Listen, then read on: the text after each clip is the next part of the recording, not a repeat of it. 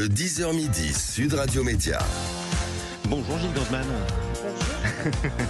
Et écoutez, je suis ravi de vous retrouver. On embrasse toujours. On embrasse Valérie. Valérie Expert. D'ailleurs, un petit rappel amical à tous ceux qui nous écoutent sur Sud Radio. Il y a une N'embrassez pas Valérie Expert. Il y a une sale grippe qui tourne. La moitié de la rédaction l'a attrapée. Sachez-le, gâchez pas vos fêtes comme ça.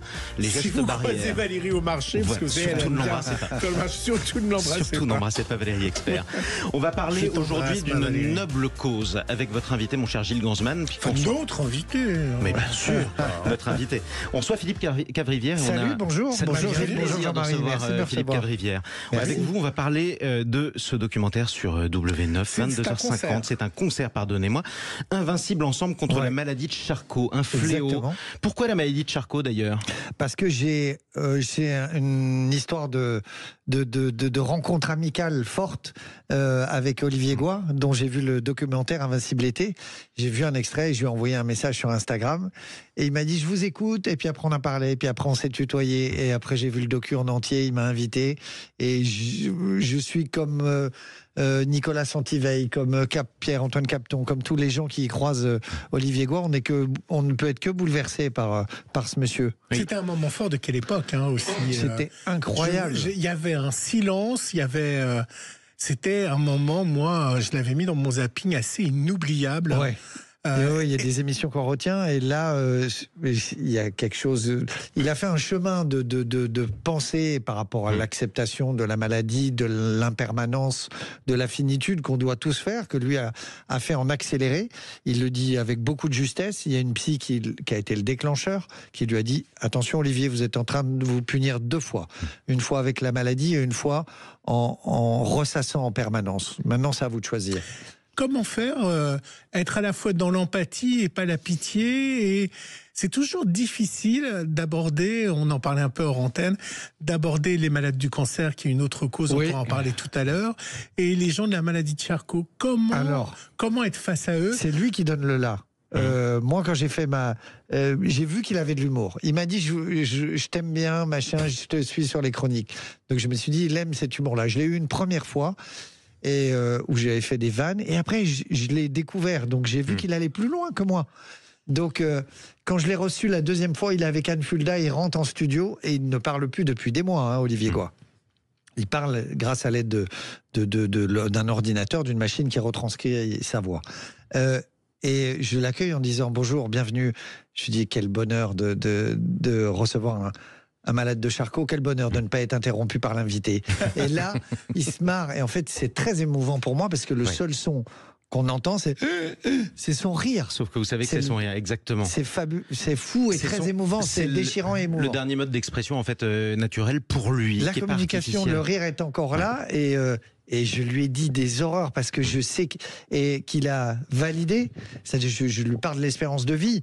Je lui dis une tortue des Galapagos, c'est 120 ans, un moustique, c'est 15 jours. Vous êtes autour du hamster, entre 3 et 5 ans. Et on sort du studio et il prend son téléphone et il me tape en majuscule hamster.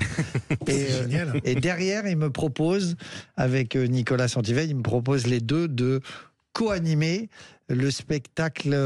Autant dire que Ophélie Meunier a animé parce que elle sait faire plein de choses et ça on trouve très bien. Et moi j'étais là à côté pour raconter quelques bêtises et l'accompagner. Mais une rencontre bouleversante, en même temps l'humour pour lutter contre la peur, parce qu'il n'y a pas beaucoup de maladies comme celle-ci. Vous en entendez le nom, vous avez peur de l'attraper un jour. Elle est terrifiante. Elle est terrifiante. Et en même temps, moi j'ai mon copain Pon qui a la maladie de Charcot depuis 10 ans, l'ancien DJ de la Funky Family, 10 ans qu'il est malade. En 2014, il chute et il est encore là. Il a accepté la trachéo, donc il est chez lui.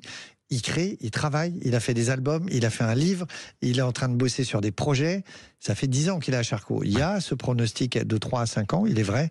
Il y a les malades qui acceptent la trachéo et qui vivent beaucoup plus longtemps. Et ça, c'est parfois aussi formidable. Des belles leçons de vie. On va en reparler avec vous. Je le rappelle, 22h50, W9, Invincible ensemble contre la maladie de Charcot. Avec vous, cher Philippe Cavrivière, ce soir, pardonnez-moi, tout de suite votre zapping, mon cher Gilles. Sud Radio Média, L'instant zapping. Bon, on va se l'avouer, c'est un peu son secret de Santa, Nicolas Sarkozy. Sous le sympa, un joli bracelet. Bon, ça lui donne un peu les boules. Il a beau enguirlander le tribunal, mais la décision est définitive. Alors forcément, dans cet avou sur France 5, on chantait Jingle Bell. Je ne sais pas si vous avez vu hier. Ils chantaient à tue-tête, ils étaient très contents. Mais ils ont quand même reçu l'avocat de Nicolas Sarkozy qui a confirmé qu'il porterait le cadeau que vient de lui faire la France. Votre client s'apprête à vivre avec un bracelet électronique avec toutes les contraintes que ça implique? Bien sûr. Mon client a toujours dit qu'il exécuterait les décisions de justice qui sont rendues contre lui. Il a exercé une voie de recours devant la Cour de cassation. Ce recours a été rejeté. Évidemment, il n'est pas d'accord avec cette solution et il la conteste. Et encore une fois, il use des voies de droit qui lui sont reconnues. Donc il a la possibilité de faire un recours devant la Cour européenne des droits de l'homme. Il le fait. Mais ce recours n'est pas suspensif. Donc il va évidemment exécuter la décision. Nicolas Sarkozy ne se défausse pas. Il n'élude rien. Il a été président de la République. Il respecte évidemment les institutions de ce pays et il exécutera la peine qui doit être exécutée. Je me suis amusé en écrivant, j'imagine que pour vous c'est du pain béni. Vous prenez un risque. J'avais l'avocat ce matin devant moi. C'est vrai? Il a peu ri finalement. J'écouterai votre chronique. Tiens, j'en profite d'ailleurs, tendez l'antenne, vous qui nous écoutez sur Sud Radio, c'est la période du grand sapin de Noël Sud Radio. Nous aussi, nous vous offrons des bracelets. Alors promis, c'est pas des bracelets, ce sont des vrais bracelets. Écoutez au bon moment le 0826 300 300, appelez-nous surtout. C'est un têtu, un Béarnais, oh là là.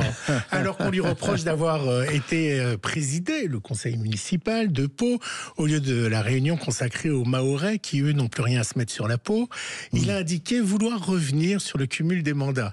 Quotidien était dans la salle du conseil et il a interrogé sur ce revirement surprenant, mais il a un peu nié, mais eux, comme disait Canal.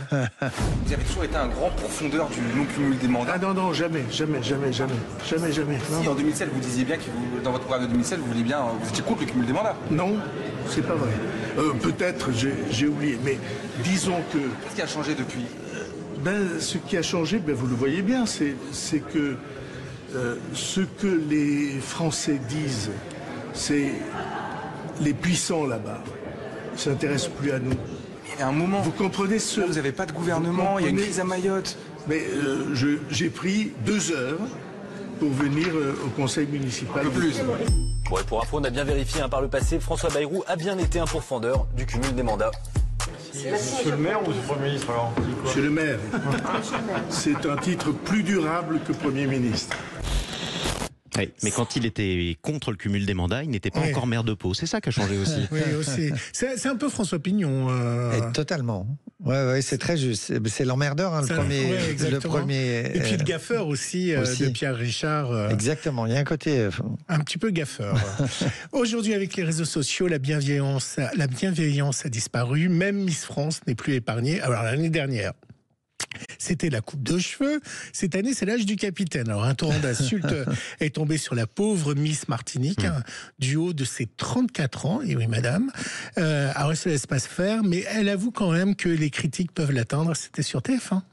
J'ai une de mes tantes qui m'a toujours appris que quand on fait un compliment à quelqu'un ou quand on parle de quelqu'un, on ne doit pas ajouter une notion d'excès. On ne dit pas de quelqu'un qu'elle est trop belle ou trop intelligente. Donc, une femme ne sera jamais trop âgée. Elle est âgée. J'ai mon âge, mais je ne suis pas trop âgée. Je ne peux pas être trop âgée. Je me détache vraiment et je pense que ça va avec l'âge. Après, probablement qu'il y aura des jours avec et des jours sans parce que malheureusement, certaines personnes ont tendance à oublier que derrière un écran se cache une vraie personne. Ça, c'est de la vraie peau, c'est un vrai visage et un vrai cerveau. Et les mots touchent, donc faites attention et passez plus de temps à faire de très bonnes choses plutôt qu'à faire des mauvaises et la vie va vous le rendre, je vous le jure. Comment vous prenez, vous... Elle est chouette, elle. Ouais, elle est très chouette. Ouais. Comment vous prenez toute la haine que vous recevez? C'est la même chose pour Léa Salamé. Au moment des JO, c'était d'une violence. Au début, moi, j'étais que auteur. Après, je suis allé en première ligne par hasard. C'est d'une grande violence, en fait. Et on se dit, mais pourquoi j'ai accepté la première ligne parce que véritablement, oui, moi je me suis pris des fatwas portugaises, des trucs très bizarres. Les Portugais, vous aviez cherché un peu sur quelques blagues, on peut se dire ça, mais de prendre des fatwas, c'est normal. Ouais, c'est une fatwa, je sais pas. Mais on l'apprend jamais. On l'apprend jamais. Je fais les blagues le 4 janvier et c'est 4 mois après quelqu'un me hashtag raciste. C'est ça. Et c'est là où ça part en sucette. Et où j'ai eu les fans de K-pop. Mais j'ai des trucs bizarres. J'ai pas les fatwas classiques. Mais oui, évidemment, on se dit, on a envie d'arrêter. Sur le coup, et puis après on se dit on les emmerde parce qu'on croise des gens intelligents dans la rue. Olivier Goua ou Philippe Croison en sont des exemples, parce qu'on peut parler de rire, de l'humour, de la maladie. Et il y a une très belle phrase de Romain Gary qui dit l'humour est une déclaration de dignité, l'affirmation de la supériorité de l'homme sur ce qui lui arrive. Donc on se dit finalement j'ai perdu les cons et c'est pas si grave et j'ai que des gens intelligents de toutes les communautés qui viennent me voir et qui me disent tiens, ça me fait du bien. Et après on se dit continue. Et Léa Salamé, elle est blindée parce qu'elle aussi. Hein.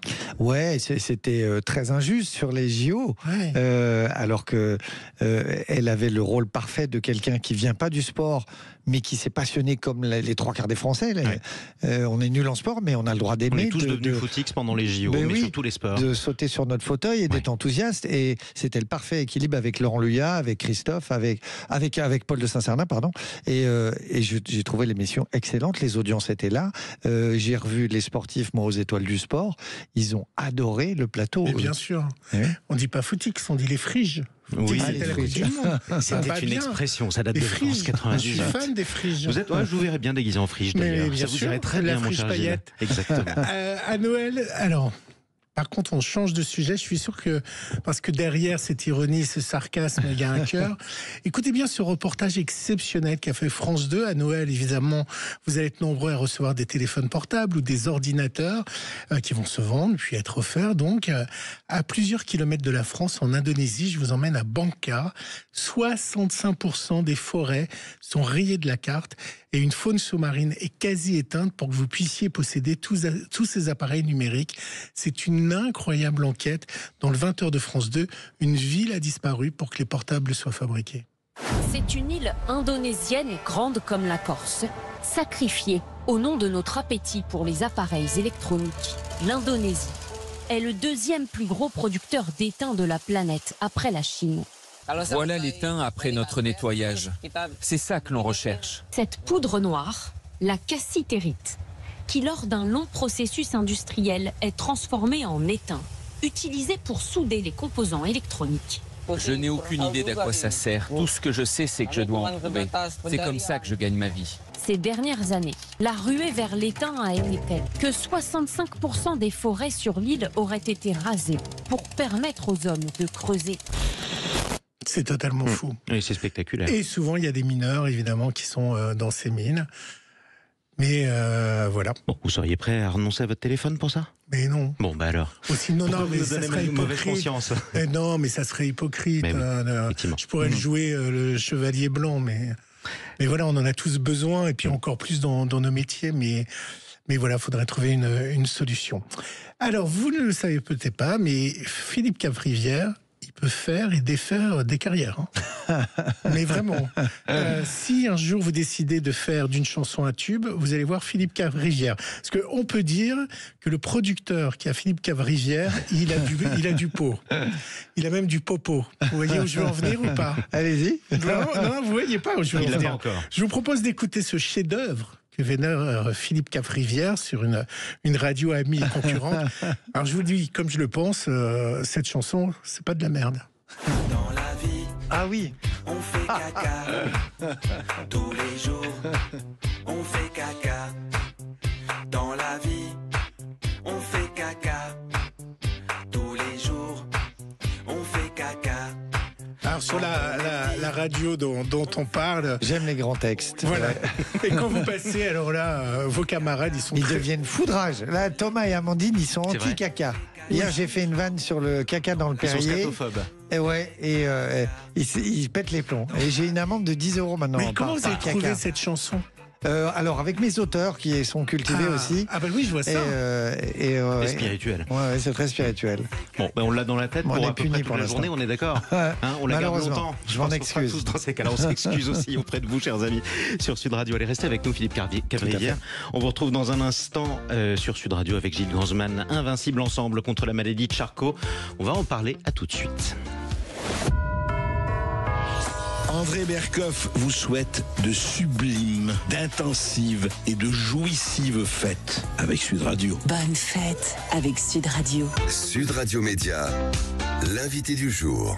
L'invité du jour, Philippe Cavrivière, qui est avec nous, homme de télé, homme de radio, homme de scène aussi, et homme de chant ce soir. Auteur. L'homme qui se cache derrière Canteloup. Exactement, le rire qui se cache derrière le rire des autres. C'est joli. Ouais. C'est vrai. Là, vous êtes poète ce matin. Mais écoute, on essaye, tant qu'à faire. Bravo, on va parler notamment de ce concert. C'est à 22h50 ce soir sur W9, Invincible ensemble contre la maladie de Charcot. Bon, est-ce que pour un humoriste, une maladie comme celle-ci, c'est un peu l'Everest de la blague? Si vous avez réussi à faire rire les gens dessus, c'est que vous pouvez les faire rire sur à peu près tout. Écoute, moi j'étais au Téléthon, je fais des vannes sur le Téléthon, sur le cancer et sur Charcot. S'il n'y avait pas la maladie, finalement, j'aurais pas une carrière si belle. Donc je dois beaucoup à l'antisémitisme, au racisme, à la maladie. Non, oui. Vous avez aucun tabou sur aucun thème? J'essaye de pas, et avec mes auteurs, là on a fait des vannes sur Mayotte, c'est une horreur totale. On a reçu il y a quelques jours la sœur de Samuel Paty, on a reçu celle qui accompagne Gisèle Pellicot. Tiens, j'en profite pour vous interrompre, puisque la nouvelle vient de tomber. 20 ans de réclusion criminelle, c'est la condamnation de Monsieur Pellicot. C'est facile de blaguer sur le procès Pellicot? J'ai un de mes auteurs qui m'avait envoyé par texto, on s'envoie en WhatsApp les vannes. Il m'avait envoyé fin du procès le 20 décembre, c'est super, ils pourront passer Noël en famille. Et je me marre, je la lis, je me marre. Et on a attendu un peu pour la faire et on l'a fait. Et quand on lit sur Gisèle Pellicot et Anne-Sophie, celle qui l'accompagne, elle dit qu'elle a beaucoup d'humour et qu'elle la rit quand vous lisez les articles. Des dénégations et des justifications débiles de ses agresseurs. C'est-à-dire que c'est la résilience, c'est-à-dire qu'elle arrive à rire de l'horreur de ce qu'elle a vécu. Donc c'est le premier signe qu'elle va aller mieux, cette dame qui... On l'a d'ailleurs reçu ici. Moi, je voulais parler avec vous aussi, parce que vous étiez l'auteur de Nicolas Canteloup. Maintenant, en effet, vous êtes en première ligne, que vous avez dit. Alors, aux États-Unis, ils ont 5-6 auteurs, les animateurs et autres. C'est absolument pas un tabou. En France, on se dit, il nous fait rire, mais c'est pas lui qui l'a écrit. Ouais. Alors, comment on vit de faire rire avec quelque chose dont on n'est pas auteur? Parce que moi, je suis un auteur plus qu'un interprète et que je kiffe les auteurs et que je kiffe ce travail et j'admire cette recherche-là de face à la page blanche. Donc j'ai mes gars Clément Charton, Arsène, Jonas Sévin et Grégoire Day qui tournent selon les jours. On n'est pas à 5 par jour, on est 2 ou 3 selon les jours. Et on s'envoie des vannes ensemble et on recherche ensemble. Moi j'ai 2 chroniques par jour sur RTL, plus qu'à l'époque le samedi, donc c'est juste impossible de faire 10 chroniques seules de qualité. Donc je dois me nourrir de leur plus talent. Nicolas Canteloup sur TF1. J'ai arrêté Nicolas après 17 ans, je crois. Mais c'est pour ça que ça marche plus. Comment vous calibrez différemment des blagues, selon qu'elles seront pour la scène, selon qu'elles seront pour la télé ou selon qu'elles seront pour la radio? Alors, je pense que la radio, et je dis pas ça parce que nous sommes à la radio, est un média intelligent. C'est un média de l'écoute, où on peut faire des choses plus longues, où on peut faire des pavés un petit peu plus écrits, un peu plus fins. Et c'est un média de l'imaginaire. C'est comme quand tu lis ton livre et que tu crées les images. La radio, quand je pars dans mes délires de faire le commandant de bord ou autre, on peut croire 2 secondes que je suis commandant de bord. En télé, ça marche moins tout ça. Et on doit écrire plus resserré, sinon au bout de 2 lignes, les gens s'emmerdent. C'est un peu le drame de la télé. Et je pense que la scène, on peut aller encore plus loin. J'ai prévu d'aller encore plus loin sur scène. Oui. C'est vrai. Donc, et c'est quand la scène? Il faut que je travaille. C'est pas prêt. Je suis à la bourre, mais je dois travailler. Il faut que je travaille pendant les vacances. On a commencé à faire des petites scènes au Fridge chez Kev Adams, etc. Mais on se garde des vannes qu'on met pas en radio et en télé parce qu'elles vont trop loin, et on se dit là, on les garde pour la scène. Alors évidemment, vous êtes dans quelle époque avec Léa Salamé? Laquelle des deux est mieux, Philippe Meunier ou Léa Salamé? La brune ou la blonde? Mais Léa, c'est ma grande histoire. Léa, c'est ma grande histoire. Oui, mais ce soir, vous êtes c'est très moderne. C'est le polyamour. Je suis très chanceux. Finalement, maintenant que vous me le dites, je suis en train de réaliser qu'entre Léa Salamé et Ophélie Meunier, je suis extrêmement chanceux. Elle sera pas jalouse, Léa Salamé? Non, je vais savoir demain. Je la revois demain. Donc vous êtes avec Léa Salamé et alors vous avez des cibles. Alors je vais vous faire écouter 2 extraits. Un premier extrait et puis derrière, en fait il y a les 2 Philippe Caprivière, le sarcastique et le showman, et derrière l'homme de cœur. Et alors évidemment, il y a une époque où c'était sur toutes les télés, tout le monde en parlait. C'était l'affaire Kenji Girac et vous l'avez lié à une autre affaire. C'est assez drôle, écoutez. Kenji a voulu simuler un suicide, une preuve que les femmes simulent mieux que les hommes. Normalement, quand tu simules, t'en fous pas partout. Alors clairement, les experts balistiques, ils ont dit c'est un miraculé parce que la balle, elle a traversé son torse. Mais alors, il va bien, ça a touché aucun organe. En revanche, il y a le haut-vent de la caravane derrière. On a pour 115 € à le changer, mais bon, c'est pas grave. J'ai suivi toute l'affaire. Vous avez vu, le procureur, il a donné tous les détails. Oui. Il a dit le coup a été tiré à bout portant. Donc il a déjà, il y a un trou dans le t-shirt. Et il y a eu de la fumée sur les vêtements, il a dit. Et c'est vrai que cette histoire de coke et de trop de balles qui fument, moi, ça m'a quand même rappelé les soirées chez Pierre Palmade. Quand vous entendez une information, je voyais où ça allait. Ouais. Quand vous entendez une information qui est à la radio, que vous la regardez à la télé par exemple, est-ce que vous dites tout de suite ça? Je vais en parler dans mon prochain sketch, je vais en faire une blague. Oui, il faut avoir des envies, des colères, envie de mettre un coup d'éclairage sur de l'absurdité. Et après, oui, quand tout le monde en parle, on se dit, oui, on va en parler, on va essayer d'en parler différemment. Et on peut dire à nos auditeurs qui n'ont pas vu Philippe Caprivière arriver, il est arrivé avec une tonne de journaux, de sa revue de presse et des journaux. Vous étiez en train de chercher l'inspiration. Alors, je vous montre maintenant le Philippe Caprivière tendre. Juste à la fin de sa chronique, après avoir beaucoup parlé de Kenji Girac, voilà ce qu'il a dit. Moi, je connais un peu Kenji. Je vais vous parler du Kenji que je connais. Et c'est Monsieur Oui quand on lui demande un service pour les enfants, où tu le connais un petit peu, sur les cancers pédiatriques. Il m'a toujours dit oui. Alors, l'année dernière, il y a une petite qui a un petit truc en plus, une petite trisomique capucine qui se bat contre un cancer. J'ai appelé Kenji. Est-ce que tu peux la recevoir? Il y a très peu d'artistes qui font ça. Et regardez le Kenji qu'on connaît et qu'on aime. Et c'est un mec extraordinaire. Et il a eu beaucoup de chance. Et depuis, elle est plus trisomique. Il a eu beaucoup de chance de ne pas se tirer une balle dans le cœur parce qu'il a un cœur très gros. Kenji va revenir et on va continuer à l'aimer. Incroyable. Ouais. Oui, c'est-à-dire c'est ça. Hurler avec les loups quand tout le monde s'acharne sur Kenji parce qu'il tombe et qu'il fait une erreur et qu'il fait peut-être depuis des mois il est fatigué, il est surmené, il fait des bêtises et il fait une grosse bêtise. Mais moi, je connais là, on parle du mec qu'il a été pendant 3 minutes, mais moi, je connais le gars qu'il est depuis des semaines, des mois. Et quand je reçois les photos de Kenji avec la petite capucine dans les bras, où il prend le temps avant le concert, de prendre du temps avec elle. Il est tellement sollicité, Kenji. Et là, il prend le temps et vous arrivez à séparer l'homme du sujet de la vanne, en fait, quoi. Mais oui, parce que quand je les connais dans l'intime, je peux pas supporter qu'on soit si dur. Vous savez s'il a entendu vos blagues ou pas? Je pense que oui, parce que je connais bien Nani, son garde du corps aussi, et je sais qu'ils les entendent donc, et qu'ils ont de l'humour, voilà. Et quand vous vous attaquez à la religion, est-ce que... Alors c'est souvent la religion catholique que vous attaquez avec... et puis la centenaire, ça m'a fait beaucoup rire. J'essaie de faire les trois. Et j'ai la chance d'avoir des retours de la communauté juive, où je dis parfois des horreurs, des musulmans, et pour cause. Je suis avec une femme qui est musulmane pratiquante, et j'ai pas du tout le même regard. Je suis pas effrayé quand je m'endors, parce que je connais les musulmans de près, de l'intérieur, et je sais le cœur immense qu'ils peuvent avoir, et ce qu'il y a de fondamentalement bon dans la religion, la zaquette, le partage, la table ouverte. Et j'ai la chance, ça va être le bordel dans mes salles parce qu'il y aura des juifs et des musulmans. J'espère qu'ils vont pas s'engueuler, ces cons-là. Et la religion catholique, parce que ma mère était très pratiquante et italienne et très croyante, elle m'engueulait à chaque fois que je faisais des vannes.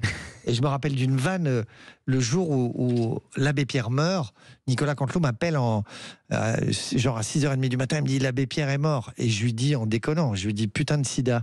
Et il me dit je fais la vanne. Je lui dis non, fais pas la vanne.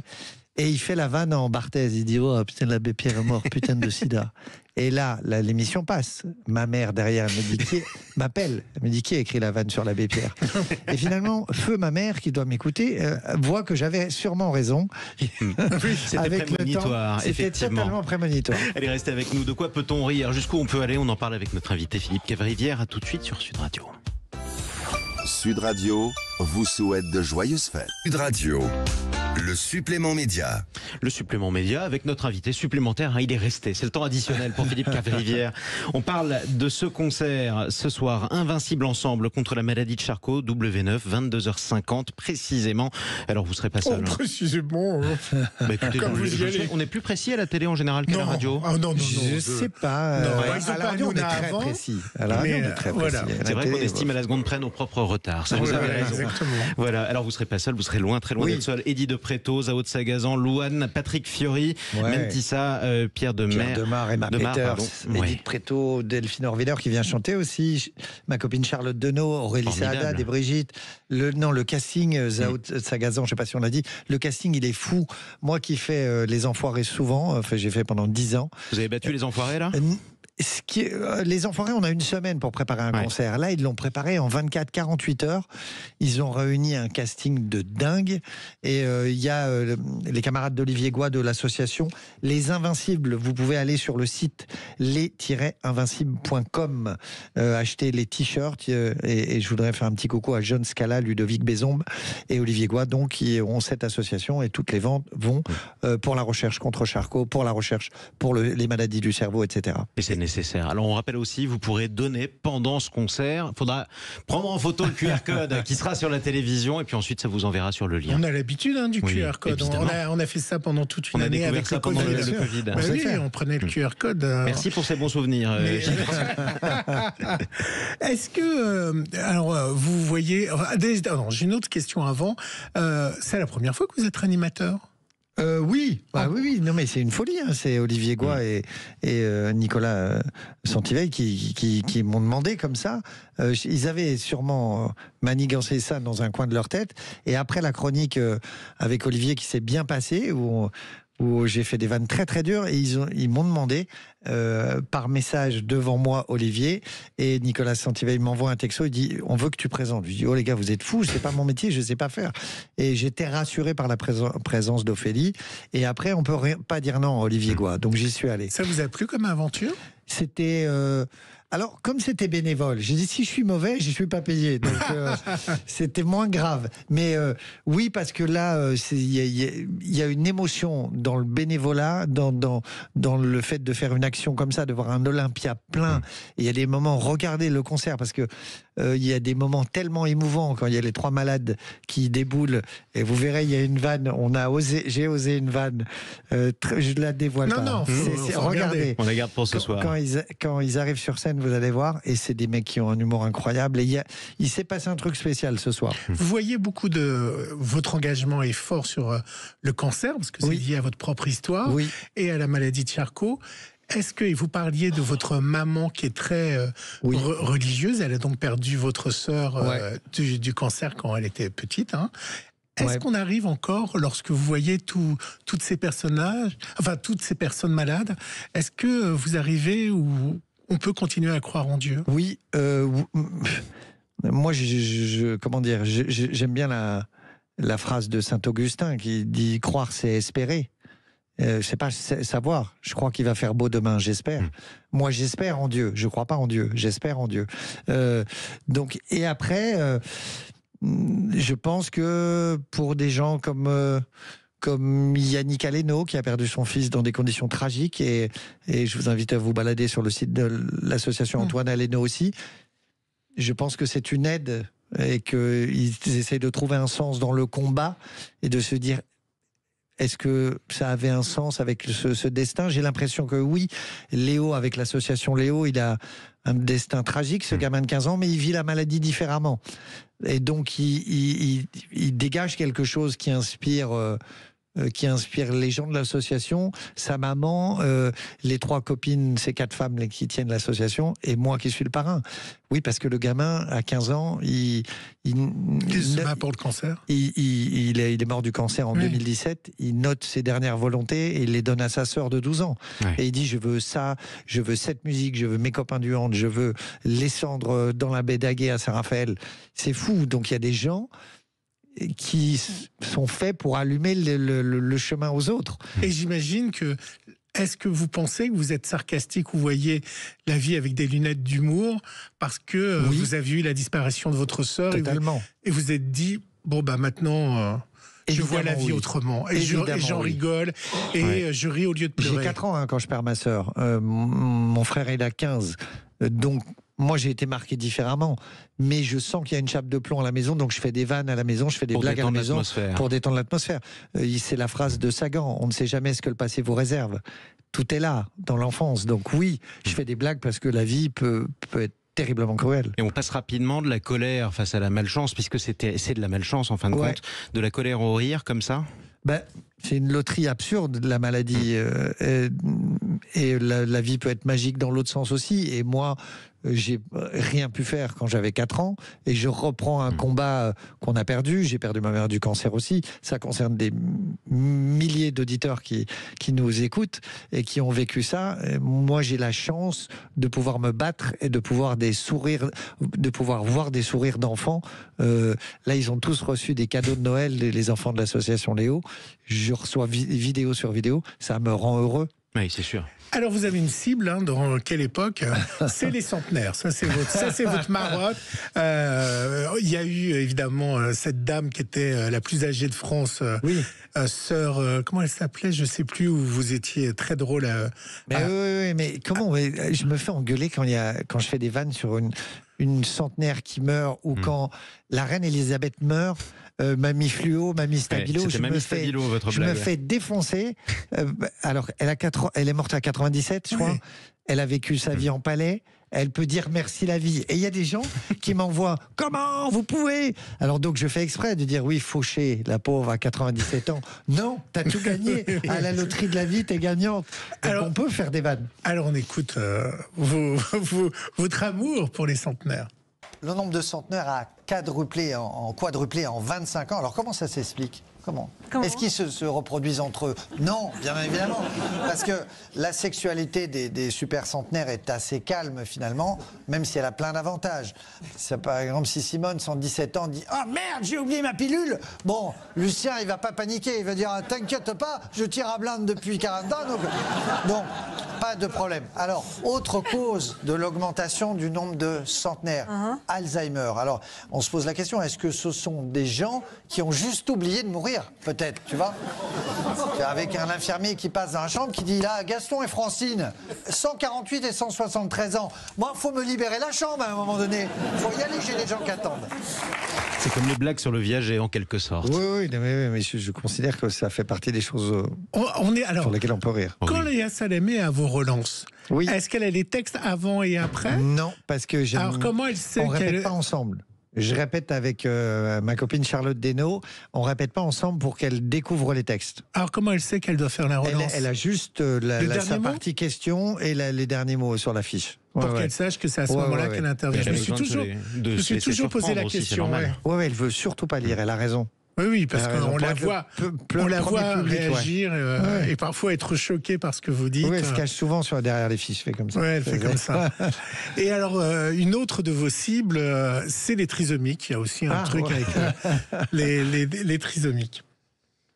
Alors, très belle émission ce soir. Il y a de la solennité, bien sûr, mais il y a du rythme, surtout. Il y a du rythme, il y a de l'énergie. Et vraiment, ça nous change de la semaine dernière. Je ne sais pas si vous avez regardé la semaine dernière.